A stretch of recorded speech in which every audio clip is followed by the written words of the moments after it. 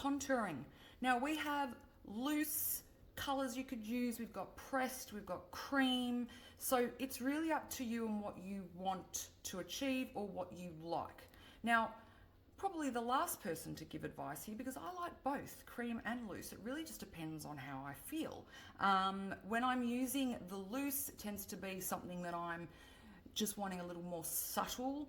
I tend to use the cream when I want more, I suppose, emphasize structure, or I really want to try and really help to carve out that shape in my face. You can get our contour products in a few different ways, which is great. So depending on how you like your makeup, I'm sure we've got it covered. So the first is our refillable compact.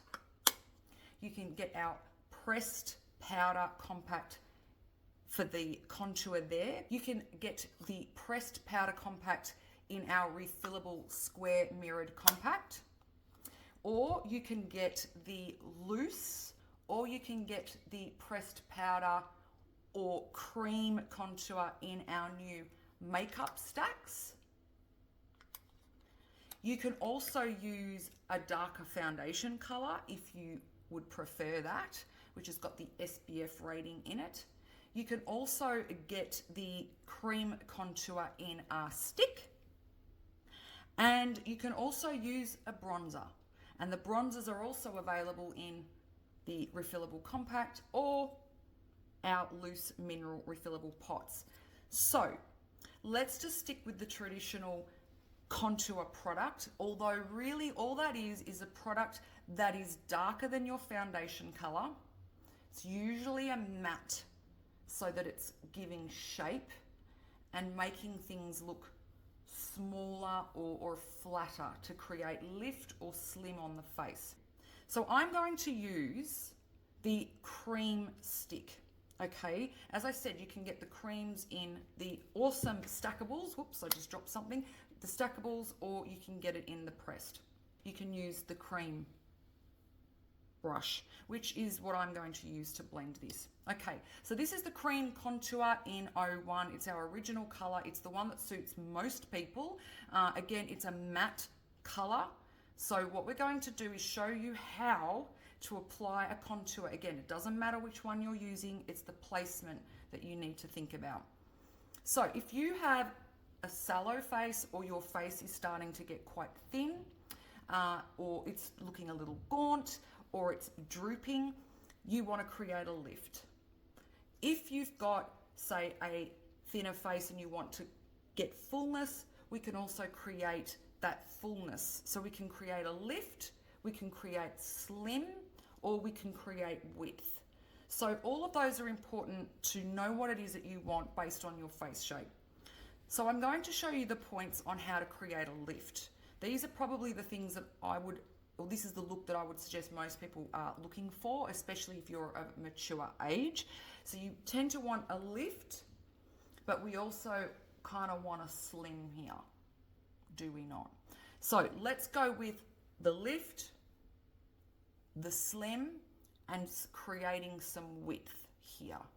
Okay, so first step is the forehead area. If you've got a smaller forehead, you can skip this, because the contour, remember, can also make things look smaller. Perfect if you've got a large forehead, but if you've got a smaller forehead, you will probably skip this step. The other reason that I do like to use a bit of contour around my hairline on my forehead is that it gives warmth to the skin and it stops your foundation looking one-dimensional. It's giving you light and shadow where the lights would naturally hit you, okay? So a little bit, because as I said, you can blend this. No, you can blend it, but you can add to it, all right? So not a lot. Now, if you've got lighter hair, this is perfect for me when I've got regrowth, because I can just blend it into my hair. Same if you've got dark hair. But if you've got light hair, just at this point, use your hand, and then it's not going to go into your hair. And then you just grab your brush and blend away, okay? It matches my hair, so I don't care. I'm a poet and didn't know it. All right, so I'm blending this in. This is the first part. I might actually do this side of my face last and draw that all on again, so it's like you're learning it twice. So let's go. There's this.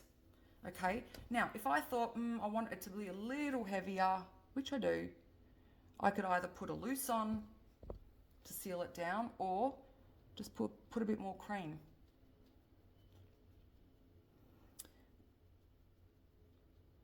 Okay, again, it could just come down to your preference. If you're living in a humid environment or you've got more of an oilier skin, you probably want to try maybe the pressed or a loose product. If you've got a drier skin, you might want to stick with the cream, okay? If you love a really intense makeup, you might want to use both. Cream first, loose over the top. Okay, so I'm not blending this side, remember. I'm now going to move on to giving my face width or slim.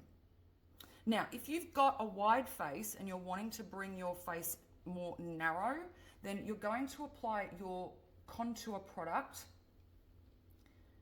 You're going to apply it here, so kind of in between this part of your ear and here, and you're going to draw down diagonally.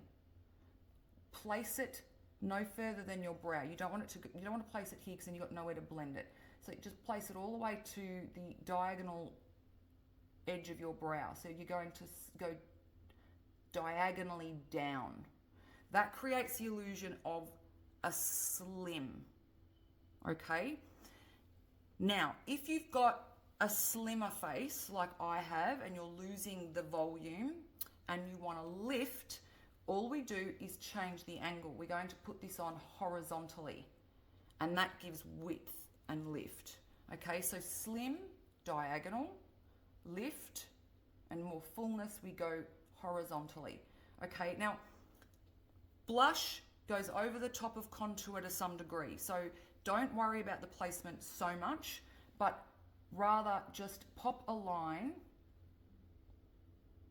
around here. You traditionally want it to sit a little lower than your blush because while this is giving width to the face, or slim, it's also making this area a little darker, which makes what? Your cheekbones look lighter, bigger. Okay, so we want to create this full cheek by creating a shadow, whether it's diagonal or horizontal, it doesn't matter. So it's a little bit just under that cheek area. Okay, the other side, again, if you want a slim, down. If you want a lift, it's across. And again, notice I'm not going too far to the middle of my face because we've got to blend it somewhere. Always apply your product short of where you want to blend it. Okay, now I'm just going to blend one side and I'm blending downwards, okay? And I'm pressing. You'll notice that very rarely am I ever buffing products on. It's always a pressing motion, keeping the intensity of the product where it needs to be and then not distorting all of the colors into each other. Now, if you ever put too much on, you can't blend it, I don't know, you're just having a difficulty with it, you just always go back to your product, your tool, sorry, that's got foundation on it, and you sweep over the top and then it seamlessly blends everything together. That's the key to skin-like makeup, is a seamless look. So you can't see where this contour starts or ends with the concealer. Okay, it's a little heavy here, so we're just going to blend it a bit more. And I'm blending acrossways, okay? I want fullness. I don't want slim, okay? So we'll blend this side in a moment as well. If you've got a nose that's a little on the larger side or maybe a little bulbous, you can do this if you want to. It's really, try and keep it in line with the edge of your brow. You're just putting a little line. Don't go too, I'm not a big botherer of contouring my nose.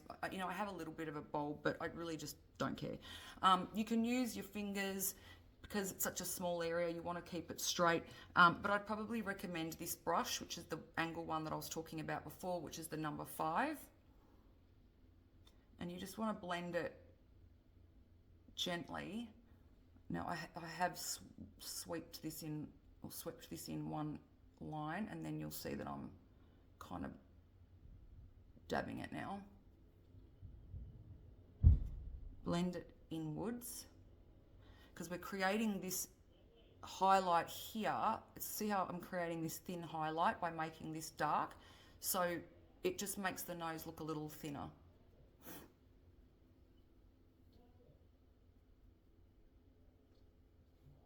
Okay. Now for one of my favorite areas to do, and that is along the jawline and the neck or the chin area. Okay, so if you want that really snatched look, really strong jawline, that's what you're going to get from this. But if you've got a little excess skin or a little excess meat that you want to hide, this technique will hide that as well. So all we do is we run. Now if you're using the loose, you would just do it along there, make a really nice straight line right on the line. We don't want it to be too high up onto the face. We don't want to look like we've got a 5 o'clock shadow, people. We just want to have a snatched jaw. Okay, so you just put it along there. You can miss your chin here if you want, but I feel my chin's a little pointy, and as we get older, it can be a little pointy and turn up. So you may want to just run it along there and there, okay? And then we're going to put a few little lines here. When things look darker, they look smaller. Remember that. It's all you need to remember when you're contemplating what you're wanting to do or use. Again, I'm using this brush, and I'm just using kind of a sweeping, little mini sweeping motion. But I'm mainly focusing on this color going down into under my chin area, neck area, whatever you want to call that area.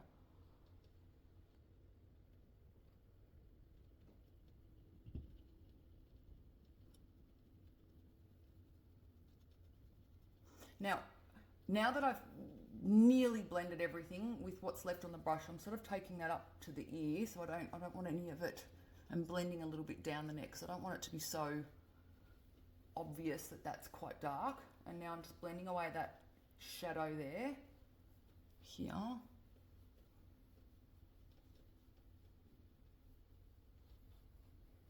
Look at that, like you can.